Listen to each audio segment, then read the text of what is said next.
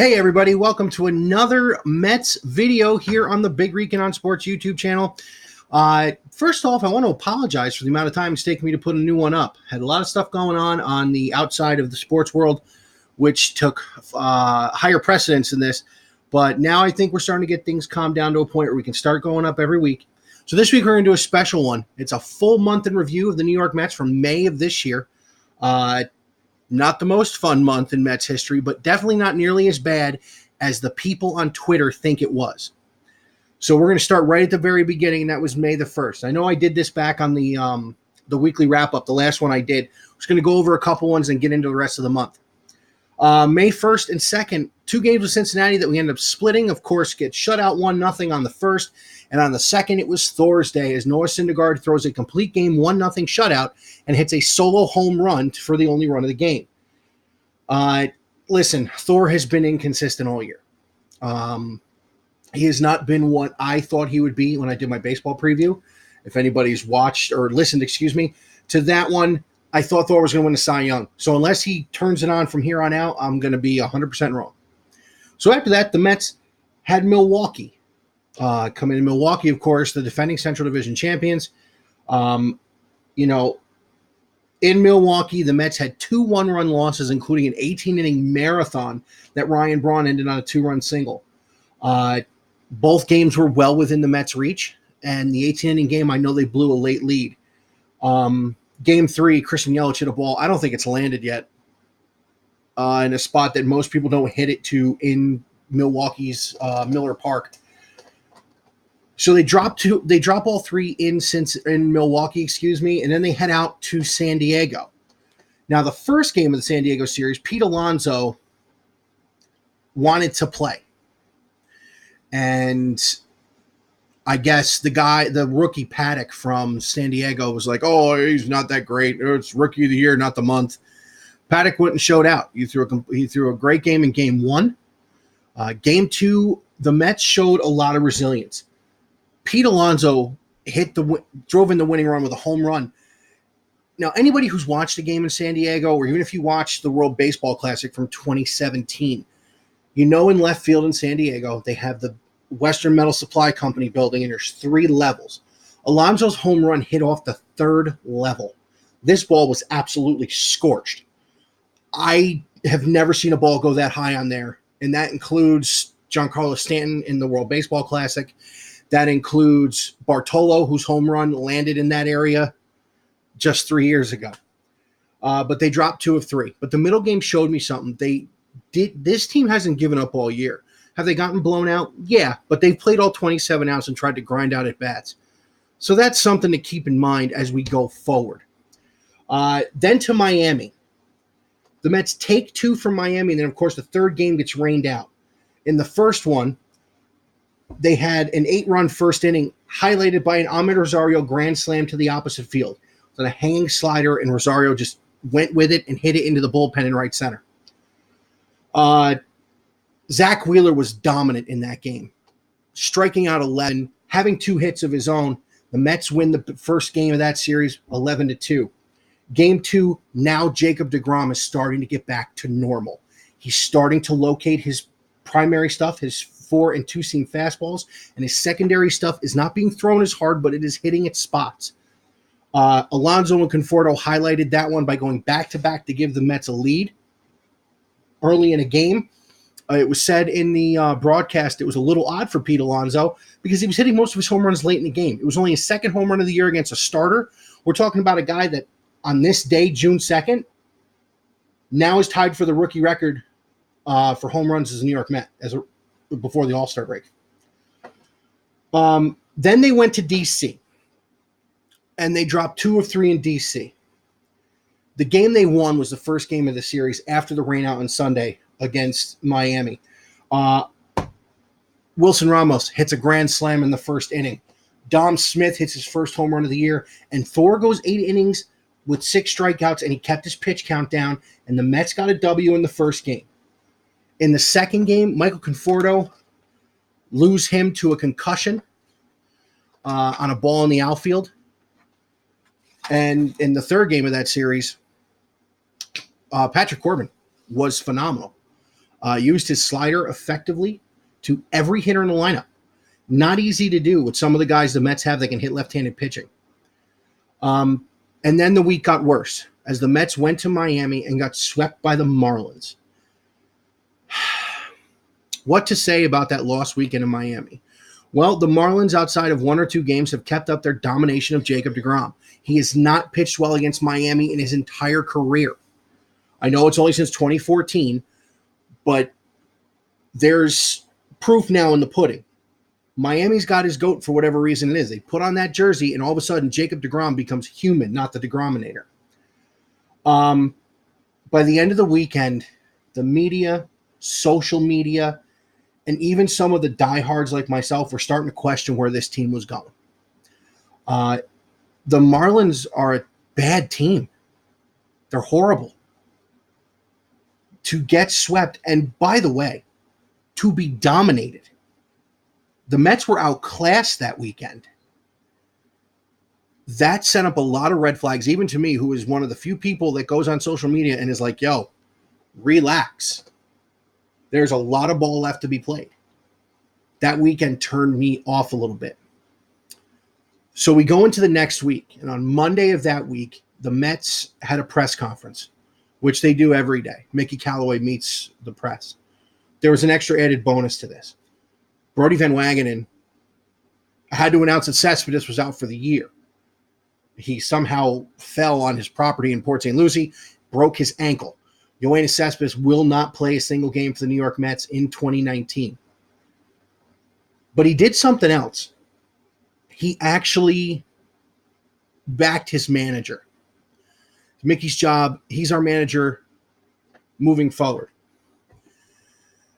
I don't think this is all on Callaway. I don't think this is all on Brodie. I don't think this is all on the Wilpons. And I don't think this is all on the players. Unfortunately, what's happened so far for the Mets is a perfect storm of inconsistent play, pieces being on the free agent market still, i.e. Craig Kimbrell, Dallas Keuchel, that could possibly help this team that are still unsigned. They did make some moves. They did sign Irvin Santana to a minor league deal. He's getting ready now. For as much as he is not the sexy name, Santana's a serviceable starter. When you're in a rotation that hasn't been consistent, you need as many arms as you can get. Acquiring Wilmer Font for basically nothing was a good move. Font hasn't been terrible, but he hasn't been great. He's been serviceable. They also added Matt Kemp for some outfield depth after trading Keon Broxton to Baltimore for some international pool money. Broxton had the one big hit the first week of the season, but since then hasn't really been anything more than an expensive outfield defensive replacement. So the Mets go into the first game against the Nationals at home, and they win the first game. Pete Alonso hits his 15th home run, but the highlight of the game was actually something that wasn't about the game at all. Former Chicago White Sox teammates Adam Eaton and Todd Frazier got into it.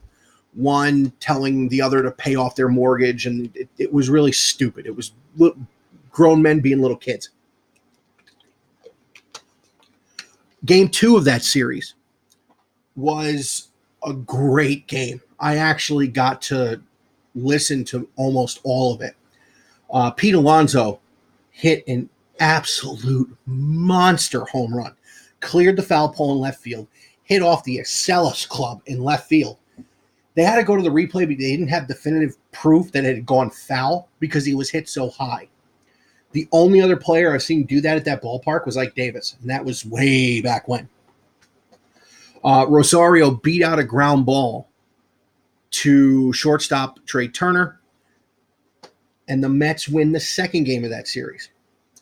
Game 3, more eighth inning magic. Mets are down in the eighth. Davey Martinez goes to his bullpen and brings in Sean Doolittle. Doolittle gives up a 3-run double to Juan Lagares, and then a couple of batters later, now it was 1-0 going into the eighth. It's now 3-1 Mets. Doolittle's still in there. A couple of batters later, Rajay Davis does his best 2016 impersonation and takes the left-handed starter deep over the left field wall. The Mets win 6-1 and have now secured a series win, which is huge. The Mets need to keep doing this. But then they did something they hadn't done all year. They went out the next day and they put it to him again. Carlos Gomez hits a clutch home run. Yes, that's right. I said Carlos Gomez. That's another move the Mets made. They brought back I won't say the prodigal son, but they brought back the guy who, if they would have brought back 3 years ago, I don't know if we win the pennant. Gomez hits the clutch home run, runs out of his shoes. And then, by the way, if you watch the video from that game, he didn't just run out of his shoes, he changed them. He was wearing blue and orange New Balances when he ran out of his shoes. He was wearing all blue ones when he hit the dinger to win the game. The Mets sweep the Nationals at home. Big four-game series there. Big sweep. It starts to give them momentum. Next into town was the Detroit Tigers, another bad team. The Mets take 2 out of 3. Game 1, they were outslugged, plain and simple. They just came up short.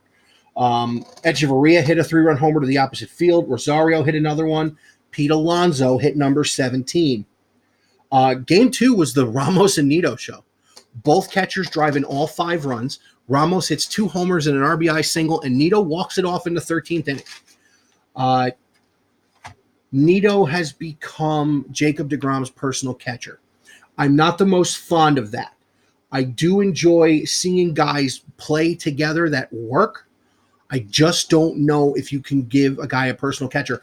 And now Callaway's talking about the playoffs. Well, put the brakes on, Mickey. Don't talk playoffs till you're over 500. Having said that, I understand where he's coming from. Wilson Ramos is the starting catcher for this team. He needs to be able to gel with the Mets ace. I don't understand why they haven't gelled as of yet. Ramos is a great defensive catcher. He's a good hitter as well. Nido is very young. It almost seems like deGrom can control the game in the way he wants to call it when Nido's behind the plate. And Ramos is that figure that you really can't get around. Game 3, Zach Wheeler, another great outing. 2 hits of his own. Todd Frazier with an RBI bunt single. Detroit actually shifted the infield and put 3 infielders on the left side of second for Todd Frazier, and he played the shift. Shortened up into a bunt and actually bunted the ball so hard it got into the outfield. Mets scored a run. Another guy gets on. Echeverria hits another 3-run homer to the opposite field, and the Mets take 2 of 3 from the Tigers. So a 6-1 homestand after a garbage road trip. So now you're starting to see that this team, their biggest issue is consistency. It's not play. It's not talent. It's consistency. From there, the Mets went to L.A., and they dropped 3 of 4 in L.A. I'm going to focus on the first game for a minute. And here's why. I actually watched some of the highlights from the first game, which was on Memorial Day. I was in a different zone on that day as I did my Behind the Lines with at SCG Sports, his podcast. We did a Behind the Enemy Line show where I supported my Browns. He's a Ravens fan. I was working on the show most of the day and my research for that. But I watched a lot of the replays and the highlights. Major League Baseball has a problem, and it's inconsistent umpiring. Jacob deGrom threw 3 pitches that I saw that in any normal human strike zone is a strike. My favorite was to Jock Peterson when deGrom had a 1-0 lead. 0-2 pitch, 97 on the black, knee high. Ball 1. Next pitch went over the wall.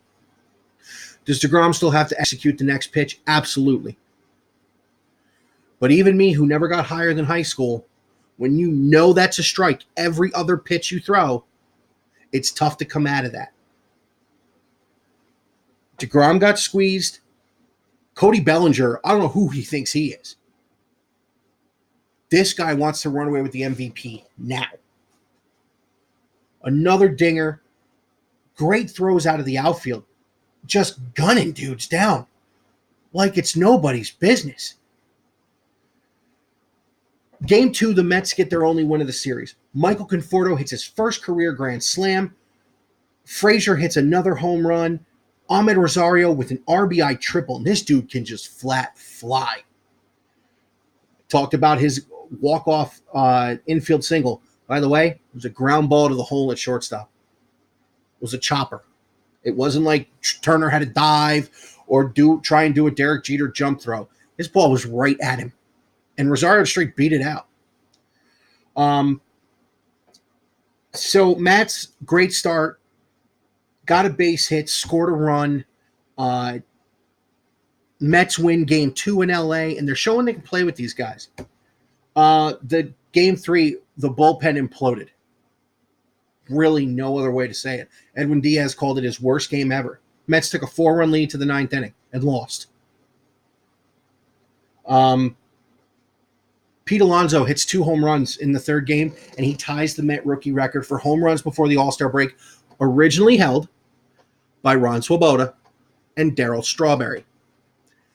Here's the difference. Pete Alonso is not just hitting home runs, hitting big home runs. He is hitting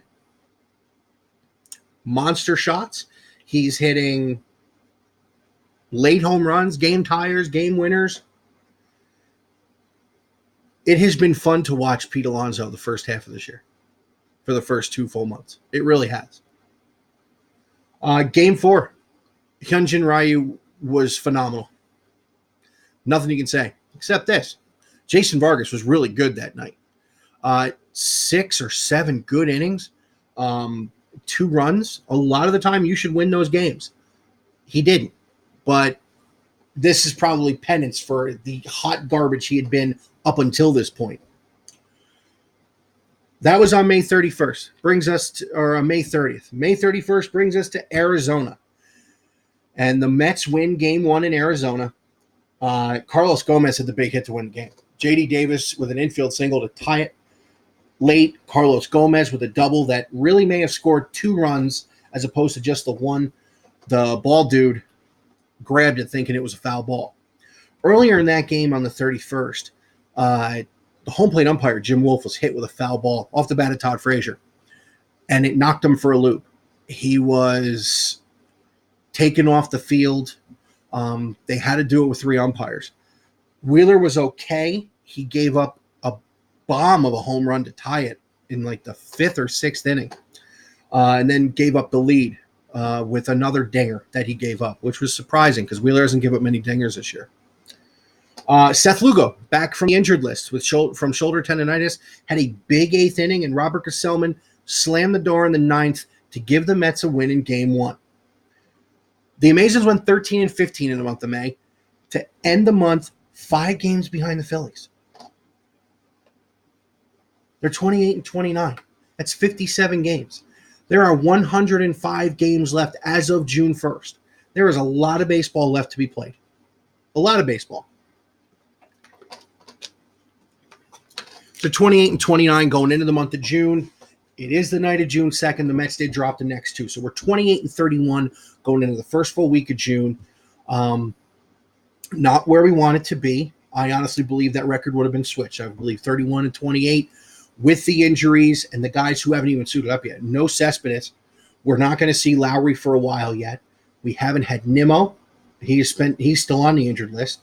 They lost Conforto to a concussion. Cano has been hurt. Vargas spent some time in the IL. So did Steven Matz. It's been a typical Mets season, but with some atypical results. If I had to pick an MVP through the first 2 months of the season, it's Pete Alonso. He has been absolutely insane. Big hit after big hit. Phenomenal play at first base for a guy who was not heralded for his defense. Remember, going into this season, the Mets saw Alonso and Smith on the same roster, with Dom Smith playing the 9th inning the majority of the time. So it's been a year of craziness so far. A lot of baseball left to be played. A lot of it. By the end of this month, I will have gone to a game this year. Tell you about something I did yesterday. Yesterday, I went to Hyde Park, New York. They have a tag sale every year. The entire town usually does it. This year, however, it wasn't as big as it normally was. So we go to this first place because I saw a Mets Budweiser sign in this guy's front yard. I'm wearing a Mets Groot t-shirt. I have Mets stuff in the hallway in my house. I have 2 canvases of Citi Field in my bedroom. Needless to say, I saw that, wanted to see how much it was. Way too expensive. But it was an older gentleman who collected stuff. And I picked something up at this. I have the yearbook from 1970 now in my possession. And people will say to me, well, they won the World Series in 69. They won the pennant in 73. Why 1970? 1970 has all the pictures from the World Series in it. It was the one they did for the year after they won. Pretty cool. That's the game I'm going to when the Mets welcome the 1969 World Champions to honor them the final weekend of June against the Atlanta Braves, who, ironically, the Mets beat in the first ever National League Championship Series to go to that World Series in 1969 against Baltimore. They are also renaming Roosevelt Avenue in front of Citi Field 41 Tom Seaver Way, and it is about time. Unfortunately, due to health concerns, the franchise won't be there. My dad and I will. So I'm going to have a little something for that coming up when we get to go. So since I took everybody in this walk down memory lane, I want to go one more spot.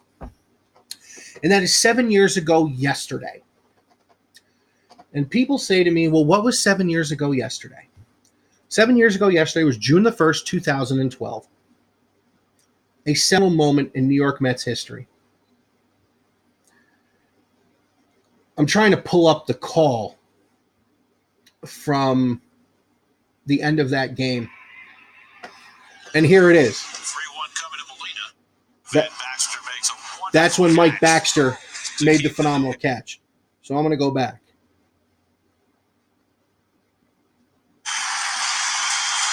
And I want you guys to just listen. He's out! It has happened! In their 51st season, Johan Santana has thrown the first no-hitter in New York Mets history. That's right. It has been 7 years since Johan Santana threw the first no-hitter in Mets history and effectively, sadly, ended his career. I was living in the same apartment that night. I was having a night with my wife. We were going to watch all the stuff on the DVR. And I remember she went into the back of the apartment. I got a text when she was back there from my buddy Nick, who, if you listen to the podcast, has been on a few times, is going to be on again. And it said very simply, yo, Johan's got a no-no through 6. So I promised I wouldn't watch the game, but I turned the game on. Which came out, I explained it very simply. One of two things is going to happen. Either A, he's going to give up a hit, and we'll just turn the shows back on, or we're going to see history. Well, we saw history. There have been a few times my sports has made me tear up. That was one of them. The other one we're going to talk about in the podcast in the next couple of weeks. Not giving that away. So it's been 7 years since Nohan. And it has been a very quick 7 years. 3 years later, the Mets are in the World Series. And 4 years later, they're in a dogfight. But they can turn this around, and I believe they will. I am sticking to my prediction. The New York Mets will be a postseason team in 2019. So we're going to wrap this show up here. As always, the Big Recon on Sports can be found on Google Podcasts, Spotify, Breaker, Pocket Cast, Radio Public, and I will eventually get everything uploaded to SoundCloud so everybody can hear it. Going to be doing an AFC North preview with the Clubhouse 15 and SCG Sports and a couple other guys on the podcast community. I will have the audio for that as soon as possible. That's actually next Monday night, so we will do another video before then. Can also be found on Twitter. There is no more Big Recon on Sports show Twitter account. There's just my personal one, which is now at Big Recon on Sport, no S. Be found on Facebook. Hope you guys had a great week. Let's go into June and let's show this league just how good this team is. Let's go, Mets.